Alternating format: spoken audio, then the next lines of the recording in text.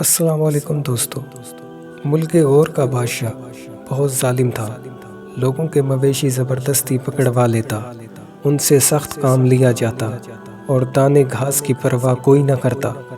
نتیجہ یہ کہ اچھے خاصے تندرست جانور 1-2 ماہ میں ہلاک ہو جاتے۔ بادشاہ ایک مرتبہ شکار کھیلتا لشکر سے بچھڑ گیا۔ رات ہوئی تو ایک گاؤں میں ٹھہرا۔ دیکھا کہ ایک کسان اپنے گدھے کو ڈنڈے سے مار مار کر اس کی ہڈیاں توڑ ڈالتا ہے۔ وہ اسے سمجھانے لگا کہ بے زبان پر ظلم نہ کرو، یہ حیوان بھی ہماری طرح جان رکھتا ہے۔ کسان پورا فلسفی تھا مگر بادشاہ کو نہیں پہچانتا تھا۔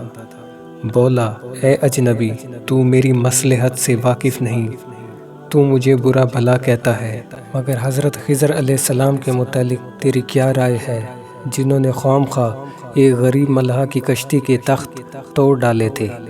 بادشاہ نے کہا، اس علاقے کا ظالم بادشاہ اچھی کشتیاں چھین لیتا تھا۔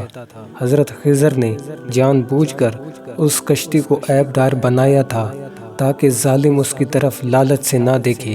کسان نے کہا، پھر میرا یہ فعل بھی جائز ہے اور میں اپنے گدھے کو اس لیے زخمی کر رہا ہوں تاکہ بادشاہ کی حریص نظر اس پر نہ پڑے۔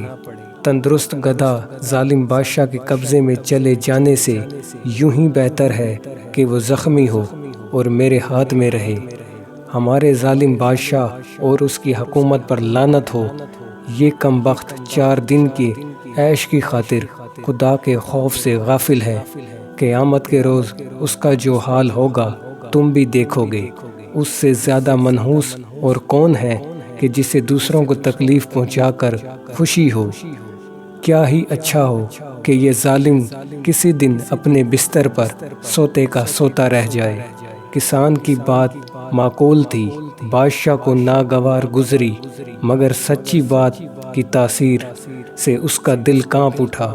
جوں جوں رات گزری، صبح ہوتے ہی وہ تمام امیر جو وزیر بچھڑ گئے تھے تلاش کرتے کرتے ادھر آ نکلے۔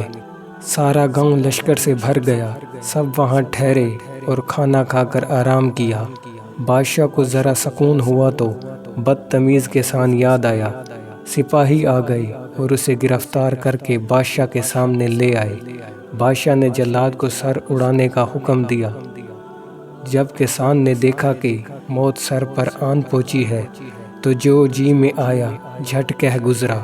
قاعدہ ہے کہ قلم کے سر پر چاقو چلتا ہے تو اس کی زبان اور تیز ہو جاتی ہے۔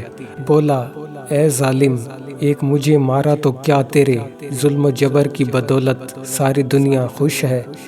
مارنا ہے تو سب لوگوں کا خاتمہ کر دے، اور اگر سچ پوچھے تو غریبوں کا خون بہانے سے تیرے حق میں بہتر ہے کہ ظلم سے باز آ جا اور اپنی عاقبت سنوار لے۔ اس سے کیا حاصل کہ 2-4 خوش آمدی مفت خورے تیرے سامنے بڑی تعریف کریں اور ساری دنیا پیٹھ پیچھے تجھے لعنت ملامت کرتی رہے۔ سچی بات نے اپنا اثر کر دکھایا۔ ظالم بادشاہ کو اپنی غلطی کا احساس ہوا۔